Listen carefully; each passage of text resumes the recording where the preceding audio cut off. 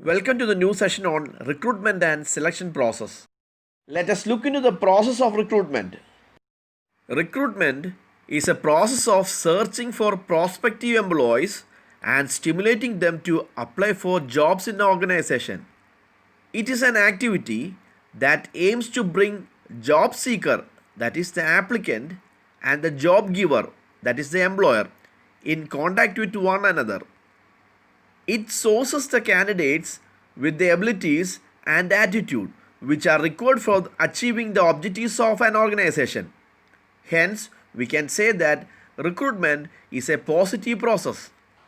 അതായത് വരാനിരിക്കുന്ന ജീവനക്കാരെ തിരയുകയും ഓർഗനൈസേഷനിലെ ജോലികൾക്ക് അപേക്ഷിക്കുവാൻ അവരെ പ്രേരിപ്പിക്കുകയും ചെയ്യുന്നൊരു പ്രക്രിയയാണ് റിക്രൂട്ട്മെൻറ്റ്. അതുപോലെ തന്നെ തൊഴിലന്വേഷകനെയും തൊഴിലുടമയും പരസ്പരം ബന്ധിപ്പിക്കുവാൻ ലക്ഷ്യമിടുന്ന ഒരു പ്രവർത്തനമാണിത്. ഒരു ഓർഗനൈസേഷൻ്റെ ലക്ഷ്യങ്ങൾ നേടിയെടുക്കുന്നതിനാവശ്യമായ കഴിവുകളും മനോഭാവമുള്ള കാൻഡിഡേറ്റ്സിനെ ഇത് നൽകുന്നു. അതിനാൽ റിക്രൂട്ട്മെൻറ്റ് ഒരു പോസിറ്റീവ് പ്രോസസ്സ് എന്ന് പറയാം. The steps involved in recruitment process are as follows. The first step is recruitment planning. The second one, strategy development. Third one, searching. The fourth step is screening, and the fifth one, evaluation and control.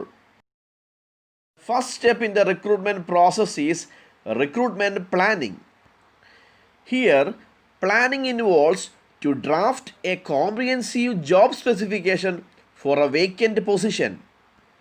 The plan should outline its major and minor responsibilities, the skills needed, the experience and qualification needed, the grade and the level of pay, the starting date, whether temporary or permanent, and mention of specific conditions, if any, attached to the job to be filled. Recruitment പ്രോസസ്സിൻ്റെ ആദ്യത്തെ ഘട്ടമെന്ന് പറയുന്നത് recruitment planning ആണ്. ഇവിടെ പ്ലാനിങ്ങിൽ ഒഴിഞ്ഞ സ്ഥാനത്തിനായുള്ള തൊഴിൽ സവിശേഷത തയ്യാറാക്കുക എന്നാണ്. അതായത് drafting comprehensive job specification for the vacant position. അങ്ങനെ പ്ലാനിങ്ങിൽ വളരെ പ്രധാനവും ചെറുതുമായ ഉത്തരവാദിത്തങ്ങളുടെ രൂപരേഖ തയ്യാറാക്കണം. ആവശ്യമായ കഴിവുകൾ, എക്സ്പീരിയൻസ്, ഗ്രേഡും അതുപോലെ തന്നെ ശമ്പളത്തിൻ്റെ നിലവാരവും, ജോലി ആരംഭിക്കുന്ന തീയതി, അത് ടെമ്പററി ആണോ പെർമനൻ്റ് ആണോ എന്നുള്ളത്, അതുപോലെ തന്നെ ജോലിയുമായി ബന്ധപ്പെട്ടിരിക്കുന്ന പ്രത്യേക വ്യവസ്ഥകളെക്കുറിച്ചും പ്ലാനിങ്ങിൽ പരാമർശിക്കുന്നു. The second step is strategy development. After planning process, the next step involved in this regard is to devise a suitable strategy for recruiting the candidates in the organization. The strategic considerations to be considered may include issues like whether to prepare the required candidates themselves or hire it from outside, what type of recruitment method to be used, what geographical area to be considered for searching the candidates, which source of recruitment to be practiced, and what sequence of activities to be followed in recruiting the candidates in the organization. Recruitment പ്ലാനിങ്ങിനു ശേഷം ഓർഗനൈസേഷനിൽ കാൻഡിഡേറ്റ്സിനെ recruit ചെയ്യുന്ന അനുയോജ്യമായ ഒരു തന്ത്രം ആവിഷ്കരിക്കുക എന്നതാണ്. പരിഗണിക്കേണ്ട തന്ത്രപരമായ കാര്യങ്ങളാണ് കാൻഡിഡേറ്റ്സിനെ സ്വയം തയ്യാറാക്കണോ അതോ പുറത്തുനിന്ന് നിയമിക്കണോ, ഏത് തരം റിക്രൂട്ട്മെൻറ്റ് രീതി ഉപയോഗിക്കണം, അതുപോലെ തന്നെ കാൻഡിഡേറ്റ്സിനെ തിരയുന്നത് ഏത് ഭൂമിശാസ്ത്രപരമായ മേഖലയിലാണ്, റിക്രൂട്ട്മെൻറ്റ് സോഴ്സ് എന്നതായിരിക്കണം, അതുപോലെ തന്നെ ഓർഗനൈസേഷനിൽ കാൻഡിഡേറ്റ്സിനെ റിക്രൂട്ട് ചെയ്യുന്നതിൽ പാലിക്കേണ്ട പ്രവർത്തനങ്ങളുടെ ക്രമം. The third step is searching. This step involves attracting job seekers to the organization. There are two sources used to attract candidates. These are internal sources and external sources. ഈ ഘട്ടത്തിൽ തൊഴിൽ അന്വേഷകരെ ഓർഗനൈസേഷനിലേക്ക് ആകർഷിക്കുന്നത് ഉൾപ്പെടുന്നു. രണ്ട് രീതികളിൽ റിക്രൂട്ട്മെൻറ്റ് സോഴ്സ് ചെയ്യാം. ഒന്ന് internal സോഴ്സിൽ കൂടെ അല്ലെങ്കിൽ എക്സ്റ്റേണൽ സോഴ്സിൽ കൂടെ. The fourth step is screening of applicant. As the number of applicants received against any advertised vacancy is large, there comes the problem of selecting the right candidates. Hence, applications are screened against qualification, knowledge, skills, abilities, interest and experience mentioned in the job specification. പരസ്യപ്പെടുത്തിയ ഏതെങ്കിലും ഒഴിവുകൾക്കെതിരെ ലഭിച്ച അപേക്ഷകരുടെ എണ്ണം വളരെ വലുതായിരിക്കുന്നതിനാൽ ശരിയായ സ്ഥാനാർത്ഥികളെ അല്ലെങ്കിൽ കാൻഡിഡേറ്റ്സിനെ തിരഞ്ഞെടുക്കുന്നതിൽ പ്രശ്നങ്ങൾ ഉണ്ടാകുന്നു. അതിനാൽ ജോലി സവിശേഷതയിൽ, അതായത് ജോബ് സ്പെസിഫിക്കേഷനിൽ പരാമർശിച്ചിരിക്കുന്ന യോഗ്യത, അറിവ്, കഴിവുകൾ, താൽപ്പര്യം, അനുഭവം എന്നിവയ്ക്കെതിരെ അപേക്ഷകൾ സ്ക്രീൻ ചെയ്യുന്നു. സ്ക്രീനിംഗ് എന്ന് പറയുന്നത് ഒരു ഓർഗനൈസേഷൻ നിയമിക്കുന്ന ജോലി ചെയ്യുവാൻ ആവശ്യമായ യോഗ്യതകൾ ഒരു കാൻഡിഡേറ്റ്സിന് ഉണ്ടോ എന്ന് നിർണ്ണയിക്കുന്നു. Those who do not qualify are straight away eliminated from the selection process. The techniques used for screening candidates vary depending on the source of supply and method used for recruiting. Preliminary screening of applications, deselection test, skill test and screening interviews are the common techniques used for screening the candidates. അതായത് യോഗ്യതയില്ലാത്തവരെ തിരഞ്ഞെടുപ്പ് പ്രക്രിയയിൽ നിന്ന് ഉടൻ തന്നെ ഒഴിവാക്കും. സ്ക്രീനിങ്ങിലുള്ള techniques പല ഓർഗനൈസേഷനിലും വ്യത്യാസമുള്ളതായിരിക്കും. Preliminary screening, ഡീസെലക്ഷൻ ടെസ്റ്റുകൾ, skill ടെസ്റ്റുകൾ, സ്ക്രീനിങ് ഇൻ്റർവ്യൂസ് ഇവയാണ് സാധാരണ രീതിയിൽ കാൻഡിഡേറ്റ്സിനെ സ്ക്രീൻ ചെയ്യാൻ ഉപയോഗിക്കുന്ന screening ടെക്നിക്സുകൾ. The fifth step is evaluation and control.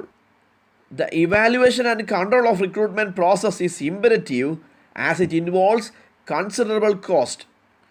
The cost generally incurred in the recruitment process includes salary of the recruiters, cost of time spent for preparing job analysis, advertisements, administrative expenses, the cost of outsourcing or overtime while vacancies remain unfilled, the cost incurred in recruiting unsuitable candidates. If the recruitment process followed in an organization is inappropriate, the employer has to evolve the appropriate control measures to tide over the situations. Recruitment പ്രോസസ്സിൽ evaluation and control ആവശ്യമാണ്. കാരണം അതിൽ വളരെയധികം ചെലവുകൾ ഉൾപ്പെടുന്നു. സാധാരണ രീതിയിൽ recruitment പ്രോസസ്സിൽ ഉണ്ടാകുന്ന ചെലവുകളാണ് റിക്രൂട്ട് ചെയ്യുന്നവരുടെ ശമ്പളം, ജോബ് അനാലിസിസ് ചെയ്തതും പരസ്യം എന്നിവ തയ്യാറാക്കാൻ ചെലവഴിച്ച സമയം, വളരെയധികമുള്ള അഡ്മിനിസ്ട്രേറ്റീവ് കോസ്റ്റുകൾ, ഒഴിവുകൾ നികത്താതിരിക്കുമ്പോൾ ഓവർ ടൈം അല്ലെങ്കിൽ ഔട്ട്സോഴ്സ് ചെയ്യുമ്പോൾ ഉണ്ടാകുന്ന ചെലവുകൾ, അനുയോജ്യമല്ലാത്ത കാൻഡിഡേറ്റ്സിനെ റിക്രൂട്ട് ചെയ്യുന്നതിനുള്ള ചെലവുകൾ. ഒരു ഓർഗനൈസേഷനിലുള്ള റിക്രൂട്ട്മെൻറ്റ് പ്രോസസ്സ് ഫലപ്രദമല്ലാത്തതാണെങ്കിൽ സാഹചര്യത്തെ മറികടക്കുവാൻ തൊഴിലുടമ ഉചിതമായ നിയന്ത്രണ നടപടികൾ ആവിഷ്കരിക്കേണ്ടതായിട്ടുണ്ട്. Let us discuss about the selection process. Selection is a process of eliminating the wrong ones. The purpose of selection process is to determine whether a candidate is suitable for an employment in the organization or not. Therefore, the main aim of the process of selection is selecting the right candidates to fill various positions in the organization. Hence, we can say that it is a negative process because unsuitable candidates are rejected. A well-planned selection procedure is of utmost importance to any organization. Selection എന്ന് പറയുന്നത് തെറ്റിനെ ഒഴിവാക്കുന്നൊരു പ്രക്രിയയാണ്. Selection അല്ലെങ്കിൽ തിരഞ്ഞെടുപ്പ് പ്രക്രിയയുടെ ഉദ്ദേശമെന്ന് പറയുന്നത് ഒരു candidate ഓർഗനൈസേഷനിൽ ജോലിക്ക് അനുയോജ്യമാണോ എന്ന് നിർണ്ണയിക്കുക എന്നതാണ്. അതിനാൽ സെലക്ഷൻ പ്രോസസ്സിൻ്റെ പ്രധാന ലക്ഷ്യമെന്ന് പറയുന്നത് ഓർഗനൈസേഷനിൽ വിവിധ സ്ഥാനങ്ങൾ നിറയ്ക്കുവാൻ ശരിയായ കാൻഡിഡേറ്റ്സിനെ തിരഞ്ഞെടുക്കുക എന്നതാണ്. അതിനാൽ ഇതൊരു നെഗറ്റീവ് പ്രോസസ്സാണ്, കാരണം അനുയോജ്യമല്ലാത്ത കാൻഡിഡേറ്റ്സിനെ നിരസിക്കപ്പെടുന്നു. ഒരു നന്നായി പ്ലാൻ ചെയ്ത ഒരു സെലക്ഷൻ പ്രൊസീജിയർ ഏതൊരു ഓർഗനൈസേഷനിലും വളരെ പ്രധാനമാണ്. The first step in the selection process is receiving and screening the applications. The personnel department invites applications from the candidates. The invitation may be through the advertisements in newspapers, notification at the factory gates, recommendations or references from the existing employees, and from the employment exchange. Here, the applications are properly screened and the application of the candidates not suitable for the recruitment are rejected. Receiving and screening of application എന്ന് പറയുന്നത് selection പ്രോസസ്സിൻ്റെ പ്രാഥമിക ഘട്ടമാണ്. Personal department അപേക്ഷകരിൽ നിന്ന് അപേക്ഷ ക്ഷണിക്കുന്നു. ആ invitation നൽകുന്നത് പത്രങ്ങളിലെ പരസ്യങ്ങൾ കൂടിയോ ഫാക്ടറി ഗേറ്റുകളിലെ അറിയിപ്പുകൾ കൂടെയോ അല്ലെങ്കിൽ നിലവിലുള്ള ജീവനക്കാരിൽ നിന്നുള്ള ശുപാർശകൾ, തൊഴിൽ കൈമാറ്റങ്ങൾ എന്നിവയിലൂടെ ആയിരിക്കാം. അപേക്ഷകൾ ക്ഷണിക്കുന്നത് പത്രങ്ങൾ കൂടിയുള്ള പരസ്യങ്ങളാകാം, ഗേറ്റുകളിൽ സ്ഥാപിച്ചിട്ടുള്ള അറിയിപ്പുകളാകാം, നിലവിലുള്ള ജീവനക്കാരിൽ നിന്നുള്ള ശുപാർശകളാകാം, അല്ലെങ്കിൽ എംപ്ലോയ്മെൻറ്റ് എക്സ്ചേഞ്ചിൽ നിന്നുള്ളവയാകാം. ഇവിടെ അപേക്ഷകൾ ശരിയായി പരിശോധിക്കുകയും നിയമനത്തിന് അനുയോജ്യമല്ലാത്ത അപേക്ഷകരുടെ അപേക്ഷകൾ നിരസിക്കപ്പെടുകയും ചെയ്യുന്നു. The next step in the selection process is a selection test. Before an organization decides a suitable job for any individual, they have to measure their talents and skills. This is done through various employment tests like intelligence test, aptitude test, proficiency test, personality test, etc. ഒരു വ്യക്തിക്ക് അനുയോജ്യമായ ജോലി ഒരു organisation തീരുമാനിക്കുന്നതിന് മുമ്പ് അവർ അവരുടെ കഴിവുകളും പ്രാഗൽഭ്യവും അളക്കണം. ഇത് പല ടെസ്റ്റുകൾ കൂടി അവരത് അളക്കുന്നു. ഇൻ്റലിജൻസ് ടെസ്റ്റുകൾ, ആപ്റ്റിറ്റ്യൂഡ് ടെസ്റ്റുകൾ, പ്രൊഫഷൻസി ടെസ്റ്റുകൾ, പേഴ്സണാലിറ്റി ടെസ്റ്റ് എന്നിവ. The third step in the selection process is employment interview. These are the formal conversations done to identify a candidate's skill set and the ability to work in the organization in detail. An employment interview is critical for the selection of the right people for the right jobs. ഒരു കാൻഡിഡേറ്റിൻ്റെ സ്കില്ലും അതുപോലെ തന്നെ വിശദമായി പ്രവർത്തിക്കാനുള്ള കഴിവും തിരിച്ചറിയുന്നതിനായി നടത്തുന്ന formal സംഭാഷണങ്ങളാണ് employment interviews. ശരിയായ ജോലികൾക്കായി ശരിയായ ആളുകളെ തിരഞ്ഞെടുക്കുന്നതിൽ ഒരു എംപ്ലോയ്മെൻറ്റ് ഇൻ്റർവ്യൂ നിർണായകമാണ്. The fourth step is reference and background check. Various references are collected by the organization for verifying the information about the applicant. The referee can provide information about the person's capabilities, experience in previous companies, and leadership, and also the managerial skills. Previous employers, teachers, professors can act as referees. The information provided by the referee is meant to keep confidential with the HR department. അതായത് ഒരു ആപ്ലിക്കൻറ്റിനെ കുറിച്ചുള്ള വിവരങ്ങൾ പരിശോധിക്കുന്നതിനായി organisation വിവിധ റെഫറൻസുകൾ ശേഖരിക്കാറുണ്ട്. ഒരു വ്യക്തിയുടെ കഴിവുകൾ, മുൻ കമ്പനികളിലെ അനുഭവം, നേതൃത്വങ്ങൾ, മാനേജ്മെൻറ്റ് കഴിവുകൾ എന്നിവയെക്കുറിച്ചുള്ള വിവരങ്ങൾ ഒരു റഫറിക്ക് നൽകാൻ കഴിയുന്നു.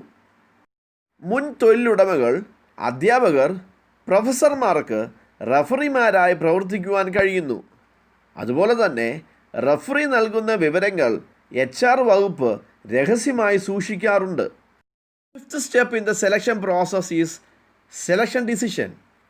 The final choice is made from among the candidates who pass the test, interviews, and reference checks positively. The views of the concerned manager will be generally considered in the final selection. അതായത് ടെസ്റ്റുകൾ, ഇൻ്റർവ്യൂസുകൾ, reference ചെക്കുകൾ എന്നിവ വിജയിക്കുന്നവരിൽ നിന്നാണ് അന്തിമ തിരഞ്ഞെടുപ്പ് നടത്തുന്നത്. അന്തിമ തിരഞ്ഞെടുപ്പിൽ ബന്ധപ്പെട്ട മാനേജർമാരുടെ അഭിപ്രായങ്ങൾ പൊതുവായി പരിഗണിക്കും. The sixth step is medical examination. The selected candidates are required to undergo a medical fitness test. Medical exams helps the employers to know if any of the potential candidates are physically and mentally fit to perform the duties in their jobs. Select ചെയ്ത കാൻഡിഡേറ്റ്സുകൾ medical fitness പരിശോധനയ്ക്ക് വിധേയമാകേണ്ടതുണ്ട്. Candidates അവരുടെ ജോലികളിൽ അല്ലെങ്കിൽ ചുമതലകളിൽ നിർവഹിക്കുന്നതിന് ശാരീരികമായും മാനസികമായും യോഗ്യരാണോ എന്ന് medical ടെസ്റ്റുകൾ തൊഴിലുടമകളെ സഹായിക്കുന്നു. The seventh step in the selection procedure is the job offer.